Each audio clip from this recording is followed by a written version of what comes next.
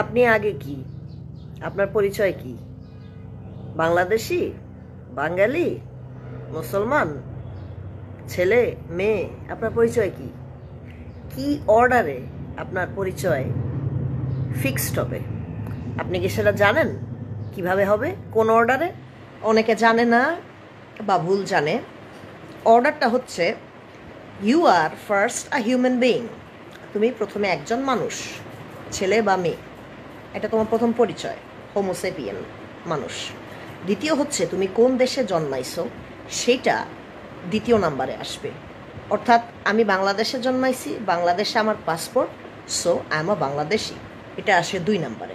Third যেটা আসবে সেটা হচ্ছে, কেউ যদি জিজ্ঞাসা করে তোমার রেস কি, মানে তুমি কোন জাতি। রেস মানে হচ্ছে আমরা আমাদের স্কিন কালার, আমাদের নাক চোখ, এটা কীরকম। তো অ্যাজ উই নো যে ব্ল্যাক পিপল আছে, হোয়াইট পিপল আছে, হিসপ্যানিক আছে, তারপরে মঙ্গোলয়েড এশিয়ানস আছে। আমরা হচ্ছে সাউথ এশিয়ান, আমরা হচ্ছে brown people, right? We are brown people, এটা বলতে হবে। যদি কেউ বলে তুমি কোন জাতি, I am a brown person, এটা বলতে হবে। চতুর্থে যেটা আসে, যেটা অনেকের কাছে, ইনফ্যাক্ট লট অফ মানুষের কাছে খুব ইম্পর্টেন্স বেয়ার করে, আমার কাছে খুব একটা বেয়ার করে না, বাট যদি কেউ জিজ্ঞেস করে তোমার রিলিজিয়ান কি, তখন তুমি তোমার রিলিজিয়ান বলবা। হ্যাঁ, যেমন কেউ যদি খ্রিস্টান হয় তাহলে বলবে খ্রিস্টান, রাইট?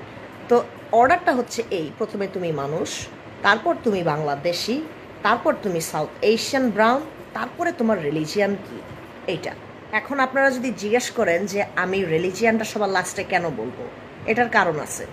কারণ তোমার যে অবভিয়াস যে ফ্যাক্টগুলা, যেমন তুমি first of all human, second তুমি কোন দেশে জন্মাইছো সেটা আগে আসা, কারণ দেশপ্রেম, দেশ তোমার বাড়ি, এটার একটা ফ্যাক্টর আছে, এটা তোমার সেকেন্ডে আসবে। থার্ড আসবে তোমার রেস, বা থার্ডে রিলিজিয়ানটাও আসতে পারে, ফোর্থে রেসটা আসতে পারে, কিন্তু রিলিজিয়ান ফোর্থে আসবে বা থার্ডে আসবে এই জন্য যে মানুষ জন্মগ্রহণ যেই পরিবারে করে বা যেই জায়গায় জন্মগ্রহণ করে সেটার উপরে মানুষের কোনো হাত নাই। এবং মানুষ যেই ধর্মটা পায়, যেমন কেউ মুসলিম পরিবারে জন্মাইলে সে মুসলিম ধর্মটা পায়, কেউ খ্রিস্টান পরিবারে জন্মালে সে খ্রিস্টান ধর্মটা তার পরিবার থেকে পায়।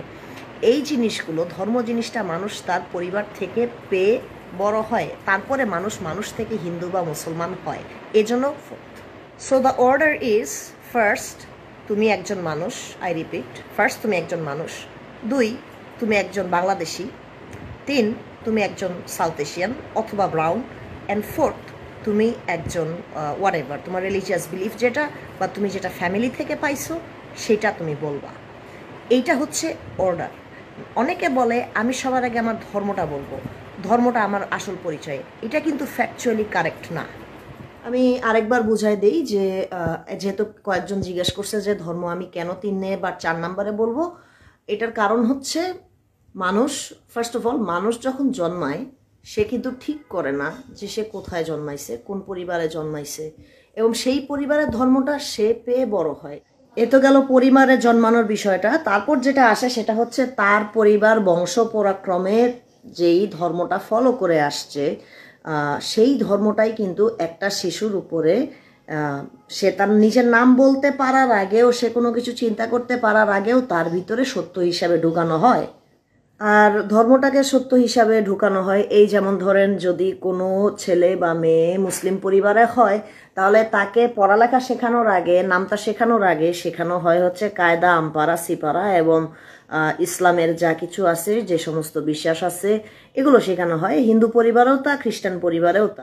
একদম ছোট থেকে নরম মাটি, যেটা মানে বাচ্চাদেরকে নরম মাটি বলা হয়, নরম মাটিকে ধর্ম দিয়ে, যে যে ধর্মের পরিবারে জন্মাইছে সে ধর্ম দিয়ে সেই মাটিকে, নরম মাটিটাকে গড়ে তোলা হয় শক্ত মাটি হওয়া পর্যন্ত, যাতে করে ধর্মটা তার মাথায় বসে যায়।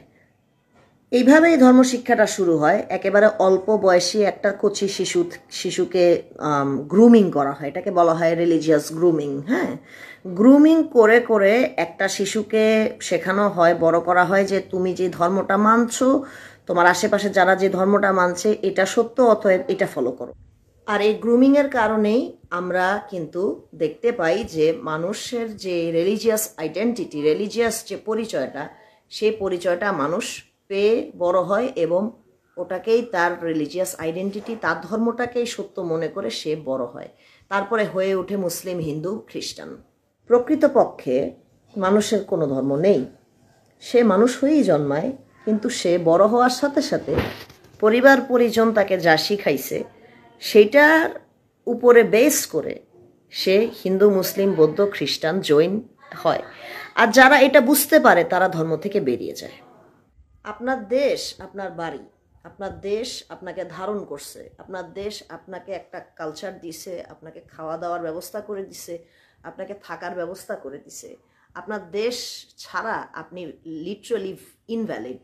এজন্যই দেশ, আমার দেশ কোনটা সেটা সবার আগে আসবে, আমার পরিচয়ও সেটাই হবে। আর ধর্ম কেন 3 নম্বরে আসবে, ধর্মীয় পরিচয় 3 নম্বরে, 4 নম্বরে? কারণ আপনি যখন কাজ করতে যাবেন কোথাও, আপনার ধর্ম কেউ দেখবে না। শুধুমাত্র ধর্মীয় কোনো কাজ করতে গেলে তখন আপনার ধর্মটা কাজে আসবে, যদি আপনি সে ধর্মটা ফলো করে থাকেন। আর যদি ফলো না করেন, ফেলে দেন, তাহলে তো আপনার কাছে ম্যাটার করতেছে না। সো এই সাবজেক্টিভ বিষয়টা, এই যে সাবজেক্টিভ বিষয়টা, ধর্মের মতো একটা সাবজেক্টিভ বিষয়, যেই জিনিসের অ্যাকচুয়ালি সায়েন্টিফিক ভিত্তি নাই, হিস্টোরিক্যাল ভিত্তি নাই অনেক ক্ষেত্রে, এবং এক একটা ধর্ম এক এক কথা বলে, এক একটা ধর্মের মানুষ এক এক রকম বিশ্বাস করে, ইত্যাদি ইত্যাদি কমপ্লিকেটেড রিজনসে এবং নন ভাইটাল রিজনসে, ইট ইজ নাম্বার 4।